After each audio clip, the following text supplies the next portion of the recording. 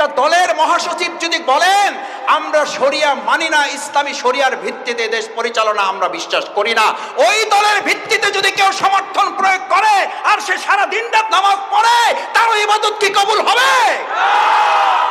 এটা শফিকুল ইসলাম মাসুদের ফতোয়া, এটা আপনাদের এদিকে এলাকার মসজিদের ইমামের ফতোয়া। এই ফতোয়া দিচ্ছেন কে? কি বলেন? জামাত ইসলামী আপনাদের সাথে কারোর সাথে চ্যালেঞ্জে যেতে চায় না। ওরা নিজেরা মূর্খ, ওরা নিজেরা বিভ্রান্ত, এবং গোটা জাতিকে তারা কি করতে চাইবে? করতেছে না? করতেছে না? রাসূল সাল্লাল্লাহু আলাইহি ওয়াসাল্লাম হাদিস তো ঠিক হওয়ারই কথাই নিশ্চয়ই। ফাদাল্লু ওয়া আদাল্লু, ওরা নিজেরা বিভ্রান্ত, ওরা জাতিকে বিভ্রান্ত করবে। আলহামদুলিল্লাহ, আলেমরা সেখানে পথ দেখাচ্ছেন। আর আলেমদের বিরোধিতা করা মানেই হচ্ছে প্রকৃতপক্ষে তারা ইসলামকে বিরোধিতা করছে। ভাইয়েরা,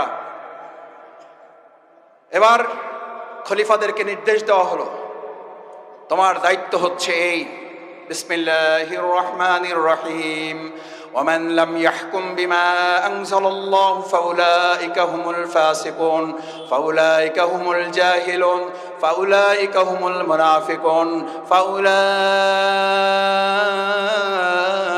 هم الكافرون। আরে কপাল পোড়া বদনসিব, কেন বোঝো না?